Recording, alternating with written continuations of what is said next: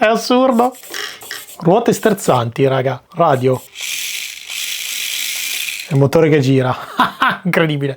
Lo so che siete scettici, ma questa Exotic Model promette di fare una cosa che secondo noi a tanti di voi piacerà parecchio. Perché prendi lei, prendi lui e li metti insieme. E cosa nasce? Adesso lo vediamo. Ciao a tutti ragazzi e benvenuti in un nuovo video dei radiocomandati. Lo so, è un pochino di tempo che non facciamo video sulle Mini 4VD e da cosa potevamo iniziare se non da una commistione del mondo RC con quello delle Mini 4VD. Di cosa sto parlando? Beh, con tanti di voi abbiamo sempre scherzato sul fatto che a queste piccoline sarebbe molto bello agganciare un radiocomando, non tanto per farle andare, ma quanto per farle sterzare. Ed è proprio grazie a Exotic Model che arriviamo a questo modello 32 RC Series appunto di Exotic, scala 1 a 32 con il radiocomando proporzionale. Ma guarda un po'. So cosa state pensando ragazzi, ma è un giocattolino. E se vi dicessi che dal punto di vista dell'assetto, del telaio e anche dei ricambi sono esattamente uguali alle nostre Mini 4VD.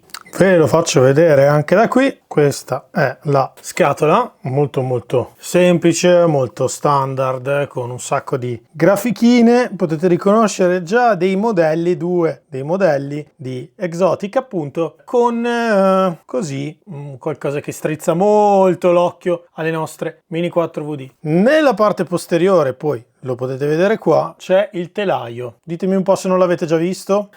Magari non vi consiglio di utilizzare un alesatore come sto facendo io, perché è tipo la cosa che taglia di più sulla faccia della terra. Intanto questa è la Mini 4VD e di Exotic. Le chiameremo ovviamente così. Come potete vedere le misure sono esattamente quelle, coincidono perfettamente. Adesso vedremo più nel dettaglio anche il telaio e in che cosa differisce.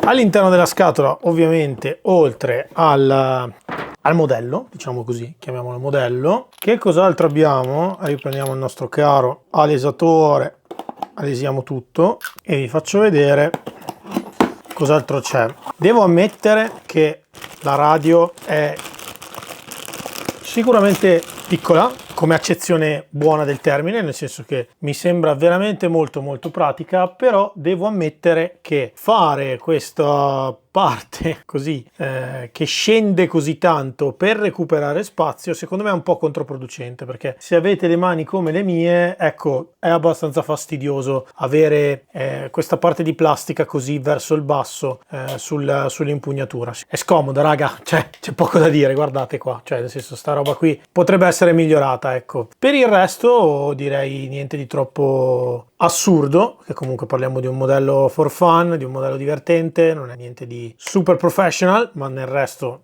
neanche di base le Tamiya Mini 4VD lo sono, quindi carica batterie, USB-A, ok, e cosa buona e giusta, qualcosa che mi ricorda tanto la barretta dello sterzo delle Mini Z. Adesso ve le faccio vedere, guardate un po', ce ne sono due di ricambio da non sottovalutare mai. Ah no, non sono di ricambio, in realtà permettono di regolare il camber, perché questo da 1 grado, questa qui c'è il +1 e questo c'è il -1 per andare a toglierlo. In realtà bene, quindi già dei ricambi all'interno della scatola utili per fare degli assetti, molto bene. Qua dentro cos'altro c'è? Lo vediamo subito. A parte il nostro caricabatterie, adesso la metteremo in carica. Il manuale di istruzioni, come funziona il trim, come si inseriscono le scocche, ma voi cari miei amici delle Mini 4VD questo lo dovreste già sapere.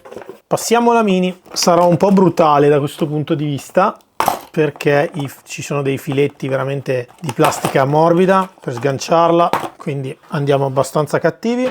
Questa è la nostra Mini 4VD RC, che come vedete sterza raga, sterza.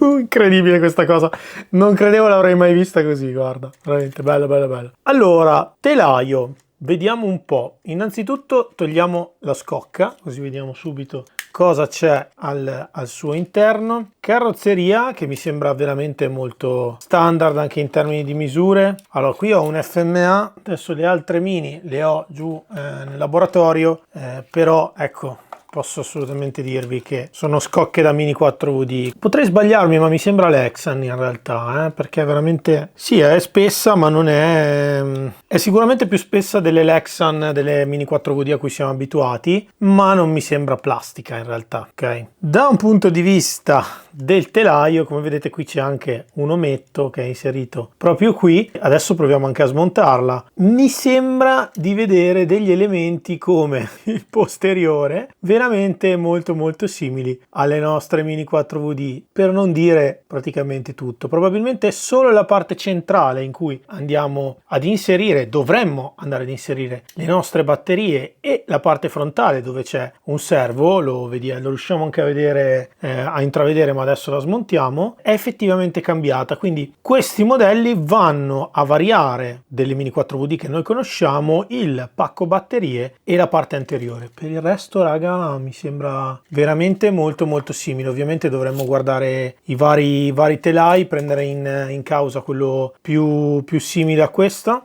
Intanto che ci siamo, vi volevo far vedere anche l'altra che Exotic ci ha mandato, il classico furgoncino. Sono entrambe, ve lo faccio vedere da qui sotto, con il motore posizionato al posteriore, quindi non i miei adorati FMA, ma comunque molto interessante. Allora, prendo i cacciaviti e proviamo ad aprirla. Allora, vedo che comunque il coperchio del vano batteria e probabilmente anche ricevente sembra solamente 3 viti, quindi dovremmo anche metterci discretamente poco. Siamo rimasti abbastanza spiazzati, devo dire, da questo prodotto, perché comunque colma secondo me quello che è il gap tra le Mini 4VD standard e le RC. Su questa scala in realtà c'è tantissimo seguito, no? Se penso ad esempio alle Mini Z, le GL Racing, insomma le GL in generale, insomma davvero c'è tanto. Ecco, vediamo se riesco a farvi vedere senza fare danni. Ok, qui all'interno vedo che c'è comunque una parte di ESC, di batteria, anche la vedete qui, che è quella effettivamente che viene messa in carica, e di ricevente, perché c'è anche il filo dell'antenna, quindi è un 2 in 1 probabilmente, perché mi sembra tutto un unico blocco. Dovreste riuscire a vederlo, sì,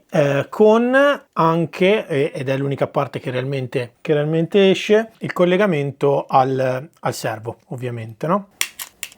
Ok, dovrei essere riuscito anche a richiuderla, quindi proviamo.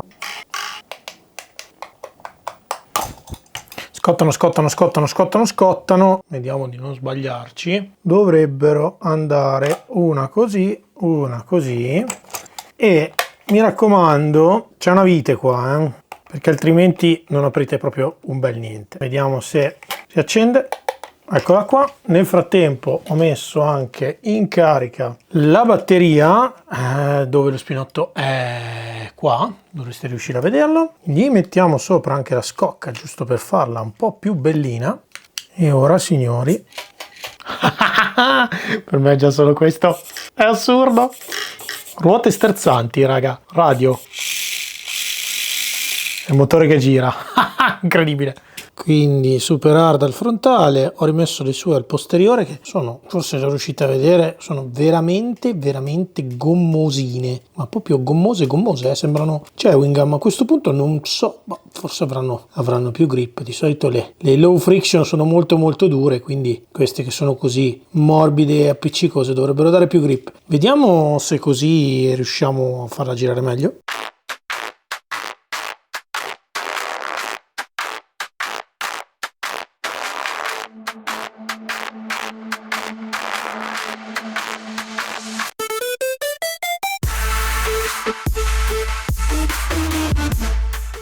Devo ammettere che già così molto meglio, quindi tanto grip al posteriore dove c'è la trazione effettivamente, e super hard al frontale, che sono, tanto secondo me non c'è neanche un alberino di trasmissione, perché mi sembra, ok, lo riusciamo anche a vedere, vediamo se giro lo sterzo, che l'anteriore è completamente slegato.